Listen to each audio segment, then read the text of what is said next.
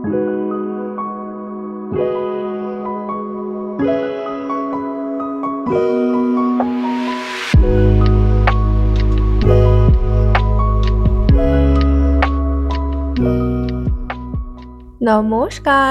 Welcome back everyone. This is part 2 of my Heidelberg blog.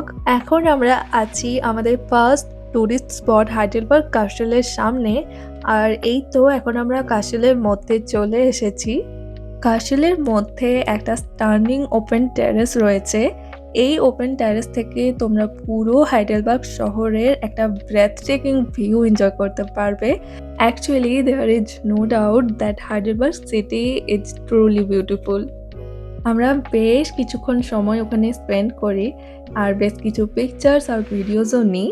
দেন আমরা আবার ক্যাসেলের মধ্যে চলে আসি। এই হাইডেলবার্গ ক্যাসেলটা শহর থেকে 135 মিটার উঁচুতে অবস্থিত। আরেকটা ইন্টারেস্টিং জিনিস হচ্ছে এই ওয়াইন ব্যারেলটা রাফলি 200,000 লিটারেরও বেশি ওয়াইন হোল্ড করে রাখতে পারে। এটাকে বলা হয় দ্য গ্রেট হাইডেলবার্গ টান, যেটা বিশ্বের সবথেকে বড় ওয়াইন ব্যারেল। এনিওয়ে, তারপর আবার আমরা পেনিকুলার রেলওয়ে দিয়ে নিচে চলে আসি, কারণ তখন বেশ দুপুর হয়ে গিয়েছিল আর আমাদেরও বেশ খিদা লাগছিল। তাই আমরা নিয়ারবাই একটা রামেন বার থেকে রামেন খাই আর তাড়াতাড়ি আমাদের নেক্সট স্পটে চলে আসি। আর এটা হচ্ছে আমাদের নেক্সট স্পট, যার নাম হলো ফিলোসফার্স ওয়াক। ওকে, তো হাইডেলবার্গ ভিজিট করলে আমি ডেফিনেটলি সাজেস্ট করবো যে তোমরা ফিলোসফার্স ওয়াক ভিজিট করো, কারণ এই প্লেসটা বেশ অন্যরকম।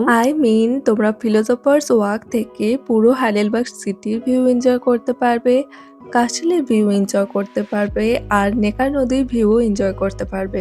বাট তোমাদের হাতে যদি সময় কম থাকে, I would say you can skip this place, because এখানে আসতে হলে তোমাদেরকে বেশ কিছুটা পথ পাহাড়ের উপর হেঁটে আসতে হয়।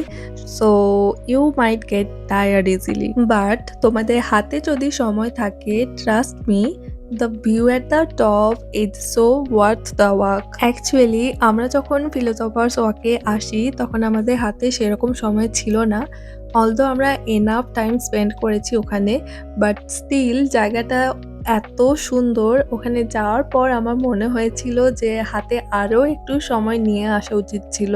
এনিওয়ে, এখন আমি তোমাদের বলি এই জায়গার নাম ফিলোসফার্স ওয়াক কেন রাখা হয়েছে। হিস্টোরিক্যালি পোয়েটসরা, ফিলোসফার্সরা বা স্কলার্সরা এই জায়গায় অনেক সময় কাটাতেন বা হাঁটাহাঁটি করতেন, স্পেশালি তাদের নতুন কিছু চিন্তা করার জন্য বা নতুন কোনো অনুপ্রেরণা নেওয়ার জন্য।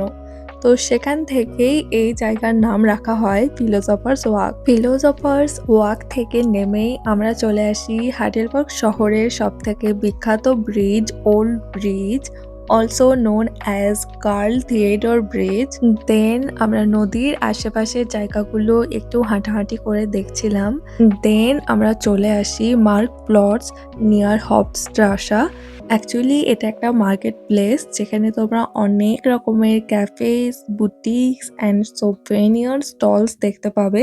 তো আমরাও একটা সোভেনিয়ার শপে গিয়েছিলাম, যেখানে এত কিউট কিউট স্টাফ ছিল যে আমি তো অনেক কিছু নিয়ে আসি। তো ওগুলো তোমাদের সাথে পরে কোনো নেক্সট ভিডিওতে শেয়ার করব। আর এই তো আমাদের হাইডেলবার্গ ট্যুর শেষ, এখন আমরা বাড়ি ব্যাক করছি। সো বাই ফর নাও, সবাই ভালো থাকবে।